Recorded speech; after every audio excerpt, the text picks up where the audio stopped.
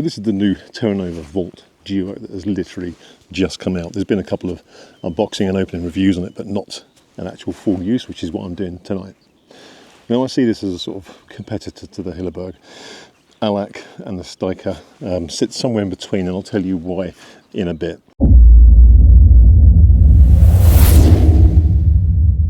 As I said, you may have already seen an unboxing review on this, so you might already know the specs, but I'll go over them briefly. Basically, this is a two-person, four-season tent. It weighs 3.17 kilos. The specifications on this really are sort of aimed at competing with the higher-end level tents for true four-season camping. So the pack size on this is 36 by 20 centimeters, so it's pretty compact for a large, heavy tent. It has a 30D nylon ripstop 5000mm hydrostatic head fly sheet. The bathtop of the floor is a Waterblock 70D nylon PU 10,000mm hydrostatic head, and it has 9.5mm Terra Nova reflex poles, and it has Terra Nova firmer pegs which weigh 13 grams each, and it also has 1.8mm Dyneema reflective guy lines. Now only time and hardcore winter usage is really going to show whether or not this tent is a true competitor to the Hilleberg types. But it's basically aimed, as I say, at the Alak and the Steiker, and it sort of sits in between the two. The shape is pretty much identical. It has very similar features to it. The Alak has a 9mm pole system. The Steiker is a 10mm, so that is their red and black label. This sits in the middle. It's got 9.5mm poles. So it should stand up to the sort of strength and the battering that a Hilleberg would take, but that's just the poles. We don't know what the material's like. So yeah, until someone uses it in some extreme weather, with some real high winds, we're not going to know until it's properly tested, and that's not going to happen tonight. Although it is stunning at the moment, it is forecast to pour down with rain throughout the night, so at least it will get a waterproof test, one way or the other. So I'm going to get this up, and I'll show you how easy or hard I make it. Now, before I set this up, I want to say a massive thanks to Colin from Outdoor Gear Essentials. So Colin sent me this tent out. He is going to be selling them, and he also sent me the footprint as well. They are doing a bit of a deal on it at the moment, so this should be £950, and he's selling it for £809, there or thereabouts. So I'll put a link in the description for Outdoor Gear Essentials. Very nice UK business, one-man band, owned and operated by one guy. Very, very good service, and he will look after you. Annoyingly, he's not a millionaire, and I've got to send it back.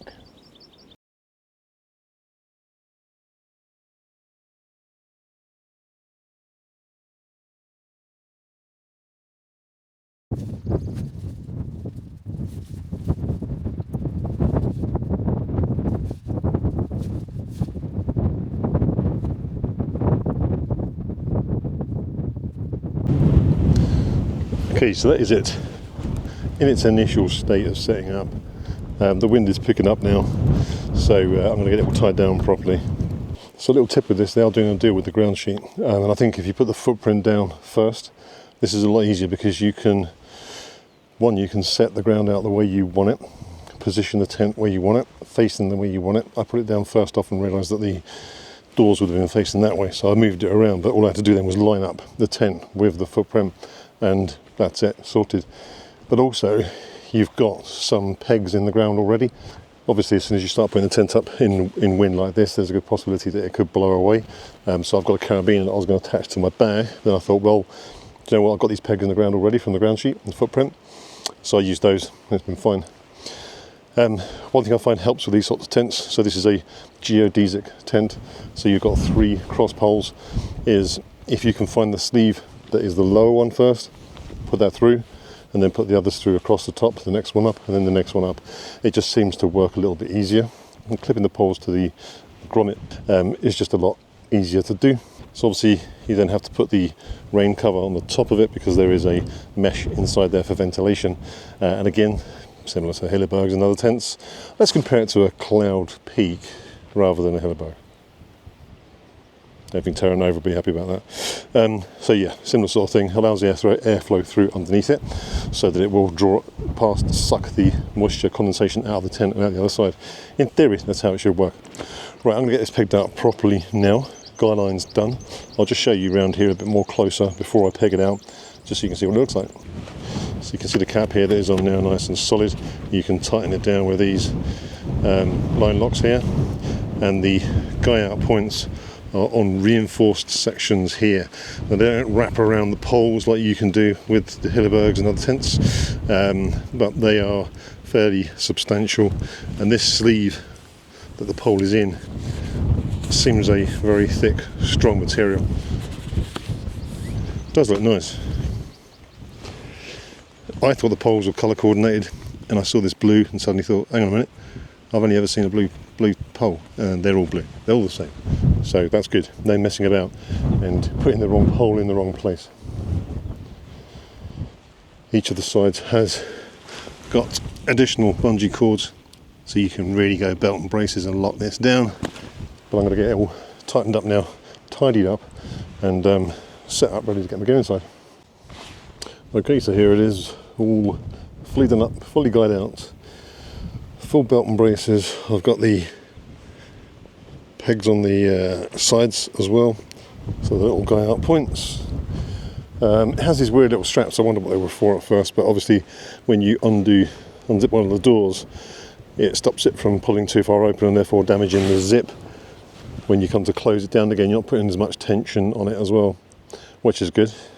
Door's got obviously two-way zip, so you can vent from the top without having the door fully open. My thought when I set this tent up was I can sit here with one vestibule open looking out at this lovely view, and the wind is coming from this way. I knew that, and obviously that is coming and going to go straight into that vestibule. But I also thought the vestibule was going to be on the sort of other side of the tent, protected, but essentially it's facing the same way. So the wind is blowing in both vestibules, which means I haven't got a sheltered area to cook in unless I move the tent round. Can I be bothered? Right, well, that was a faff. I decided to move it around. In all honesty, I had the footprint in the wrong place anyway, but I just couldn't bother to move it, and as I moved the tent, it's now put the footprint in the correct place. So here we have one door. This is facing the wind. I had no choice with that, but I could sit there and look out at this view. And the other door is this side, where I'm not really looking out at this view, partially missing most of it because of the shape of the vestibule. A lot of view is down that side. So what is quite nice on the doors to prevent any kind of zip creep, there is a toggle bungee on here. As I said, the doors open from top and bottom for venting. Toggles are your very basic toggle and loop. Don't know why they don't do a elastic one. They just, I think, much better personally. At least there are two of them, one on the top, one on the bottom, so it keeps it nice and tight. There is no movement. Now, obviously, I said this one's got the ground sheet that's come with it, so still don't think I've got it fully right. Hey ho, it'll do. But it's quite nice just to be able to sit on here and not get soaking wet on your knees getting in and out of the tent. It's just handy. So you have an oval door. So I'll get that out. Open now. Will it work one-handed? Yes, it does. And I'm assuming, yeah, there's a little pocket down here that you stuff it into.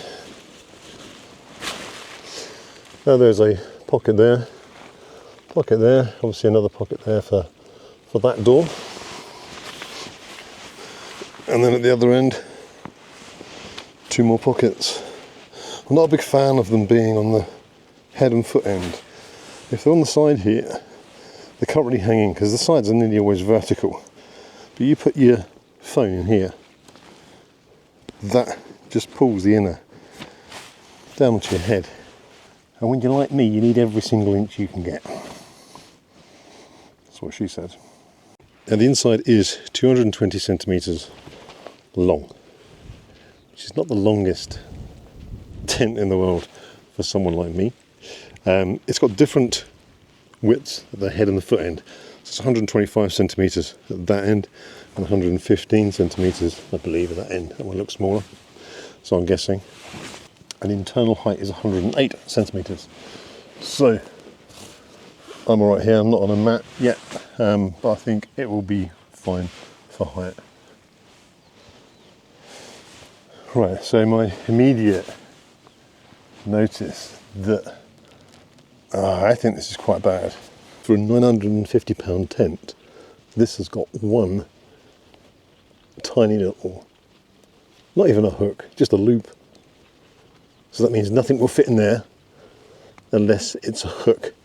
If you've got something that's a closed loop, you need a carabiner to get it in there. That's really disappointing. 950 quid. They can't even put a hook in it. But not only that, there's only one.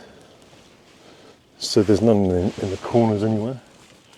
So you can't run a drying line across the top, which, let's face it, in a large 2-person, 4-season tent, there's a good likelihood you're going to have wet clothes and you want to hang them up and dry them. So I don't understand that.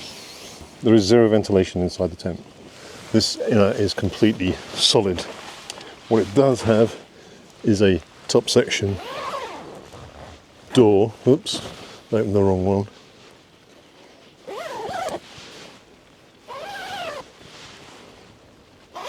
So you can roll it down and get ventilation. I'm surprised it isn't at the top as well, to be honest with you, because when you're laying in here breathing, it's going to go up and it's going to go through that top. And if that's where the air vents are on the outside, which is where they are, I'll show you, the air going across the top of that air vent will cause movement underneath it, and it will suck any moisture and air up out through it. But you haven't got any air vents at the top for the moisture to go through. I don't think that's a good design, to be honest. Okay, I've just unhooked a couple of toggles at the top of the inner here, so you can see the mesh sections at the top. 4 of those for airflow, with a completely solid inner and a solid top on the inner. Now, anyone watching this has either got, or at least heard of, a FlexTail pump. I've had a few FlexTail pumps over the years, all been very good, apart from the Zero I didn't like.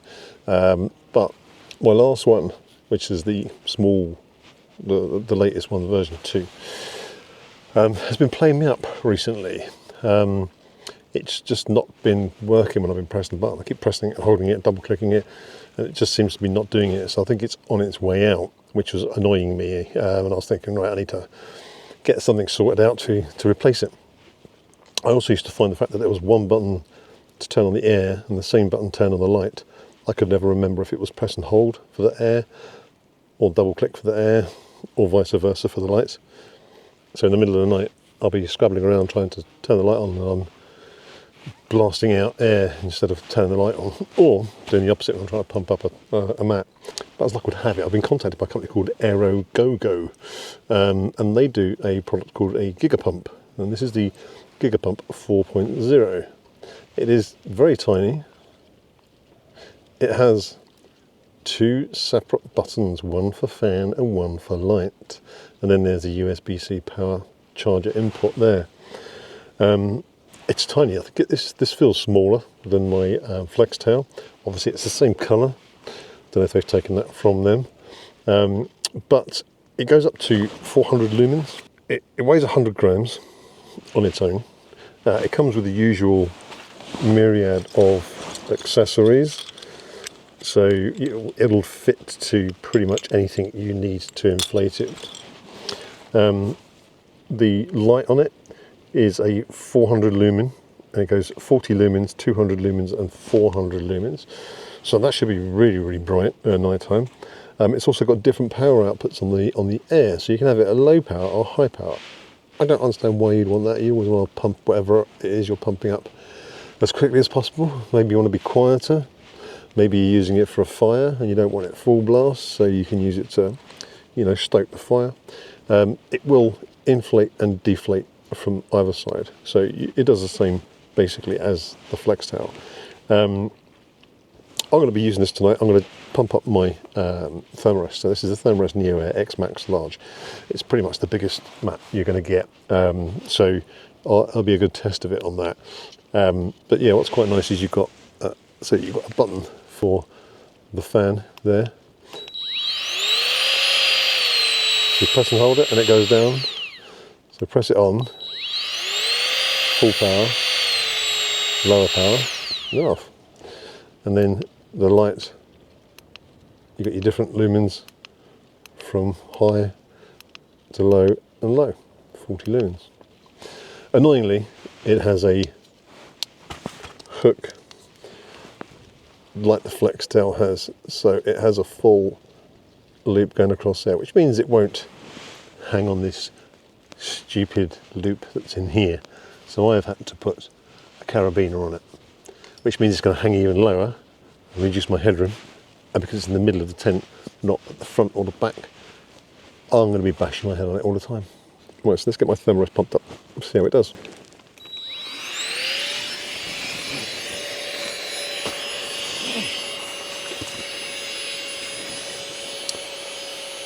Let's time it.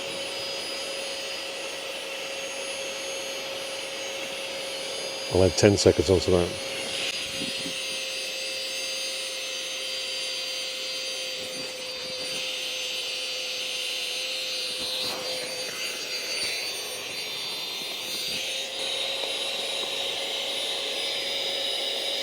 That's pretty impressive. So 51 seconds plus roughly 10 because I didn't start timing it straight away. So 1 minute pumped up fully. So now just see if it lasts all night. Admittedly, we're not in the winter, so the nights aren't going to be as long as they would be. But I will hang this up on my carabiner and let it bash me in the head for the rest of the night. Okay, it's getting serious now. It's taking my hat off. So this is the test. This is 220 centimetres long. I'm 192. 220 is great. If the side's like that, if they're like that, you lose a considerable amount. So NeoAir Xtherm Max large mat with me on it.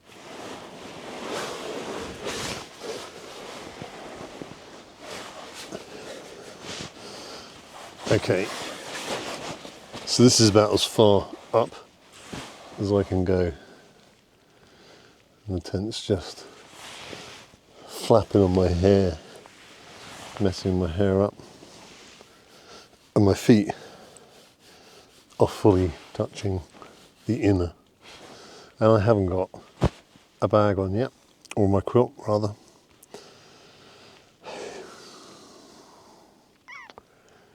It's not good.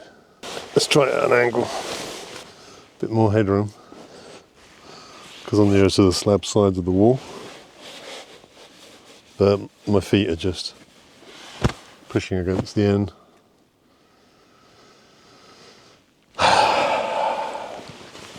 Tent manufacturers, come on. I know I'm tall, but nearly every tent is designed for someone below 6 foot. The national average is getting taller and taller and taller every year. So, yeah, it's going to suit most people. But it's not perfect for me. Even though it's huge and weighs 3.17 kilos, it's still not big enough.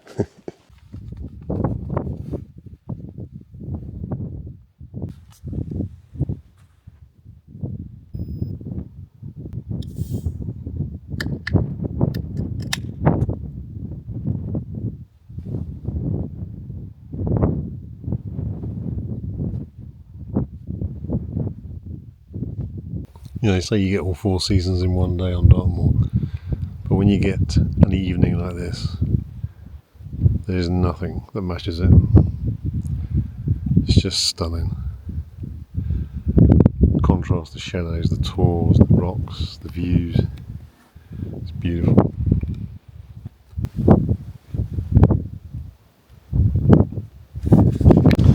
Right, well, it's quite deceptive in that I've been sitting in the tent for about the last 20 minutes or so, just doing a time lapse on the sunset, and didn't even notice it, but the wind has really picked up.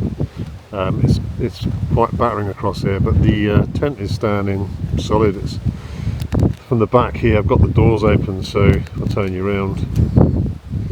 There's a bit of movement on the tent, but inside it's not moving at all. It's really solid.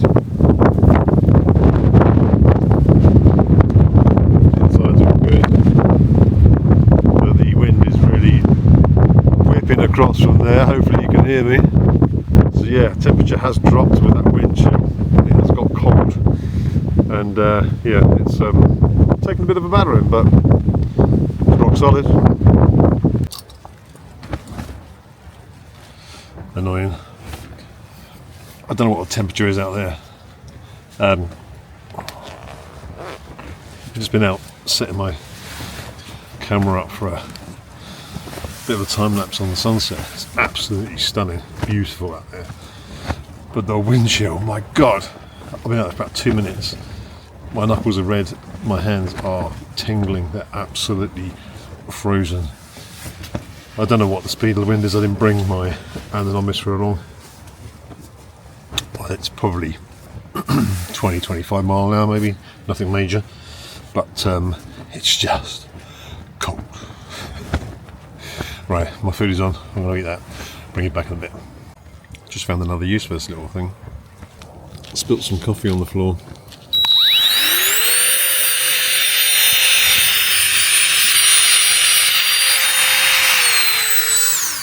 Not having the opposite of Hoover.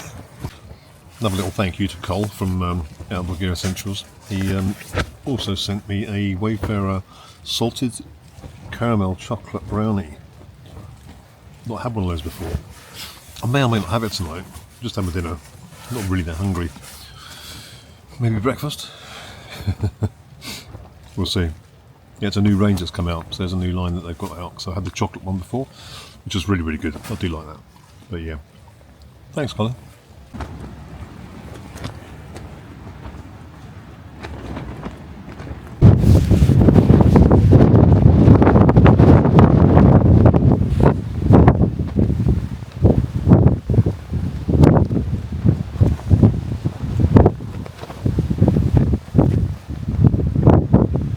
Well, she's holding steady. It's seems to be a bit fluffy inside though.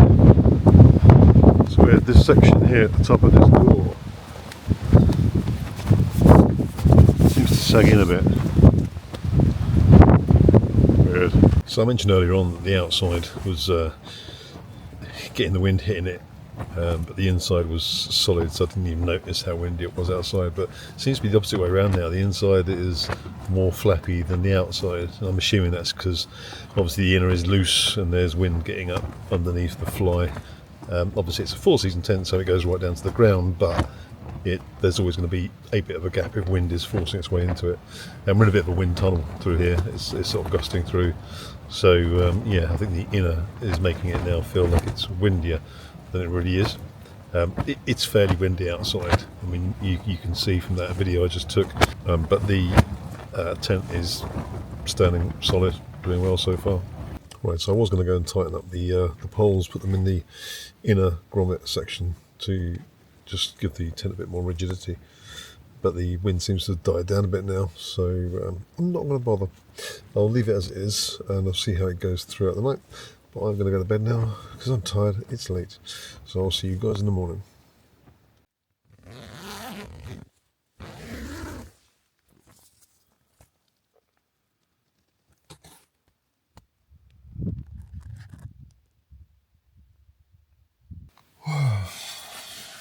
Good morning. I did not sleep well last night. Rough. That's a badger's backside. The wind sort of stops in the middle of the night. Well, I say middle of the night, 2 o'clock in the morning or so. But yeah, there was no issues with the tent. Obviously, it hit apparently gusts up to about 30 miles an hour. So it really wasn't that heavy last night. It did rain, started pouring down in the middle of the night, and then stopped. So tent's nice and soaking wet, which is always good, especially for packing away. There is no condensation inside. I did open both windows, door vents, just to sort of keep the air dry. So yeah, it's been fine. I think it's time to get a coffee on. A much needed coffee. I don't know what everyone else uses, but normally if it's pouring down with rain in the middle of the night, I need to go to the toilet. I can't be bothered to go out. If I remember to bring it, I've got one of these, and it extends out. Not the easiest thing in the world, but actually it's got a bit of a vacuum, so you need to have the top open. There you go. It extends out to that length. I'd love to know what else you guys use, or ladies. I'm finding it's not big enough, and I don't mean girth, just volume inside. I don't know how large your bladder is in relation to the body, and obviously I'm a lot taller than most people, but yeah, it's quite worrying when you get to the point when you're laying in bed and it's filling up completely. So yeah, if anyone else uses something similar that's bigger or better, comment below, tell me what you got. I'd be interested. Embarrassing conversation out of the way. So one thing I hate is packing away a wet tent. And obviously if it's raining, it's raining. There's not a lot you can do about that. But I bought one of these, which is it's a Swedish cloth. They do everything better in Sweden, don't they? Obviously it's dry now, so I'm just mopping across the tent. But the difference, I'll show you. So there's the top cover of the tent. And the sides from the rain last night. And here, there's one I've wiped clean. And this really just mops it up, completely absorbs it, so you can just put away a couple of minutes work, a nice dry tent. If you want some of these, I'll put a link in the description below. So I mentioned last night that I was going to move the poles to the inner grommet to try and tighten it up, because I did notice that it wasn't flapping as much, but it was a bit loose at the top here, particularly around the doors. And apparently you can double pole it, or you can just use that extra grommet to retension it or to tension it more. So I'm going to do that now and just see what the difference is like. Okay, so that is not the easiest thing in the world to do when the tent is all guy-lined out. So obviously if you're expecting wind, put it on the inner grommet first. It does seem to have tensioned it a little bit more, but I've only just done a couple of poles, not both sides, but it was incredibly tight. So I think if you did all of them, 3 poles, both sides, so that's 6 additional separate sections of tensioning, I think that would make quite a bit of difference.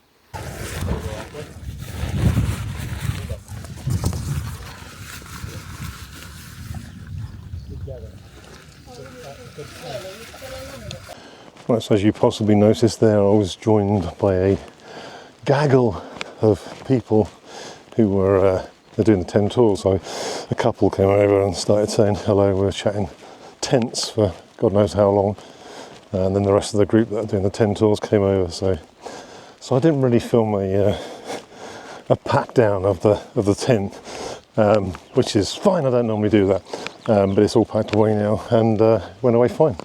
Some more final thoughts on the tent. It performed well. It wasn't horrific weather, so I'd expect it to. It's a 4-season tent that retails at 950 quid. I liked it. It's a good tent. It's not for me, just simply because it's not big enough. I think they need to do a couple of changes to it. Having the pockets on the foot end and the head end rather than the side, I think is a ridiculous idea. Because it just hangs down inside it. So not my cup of tea.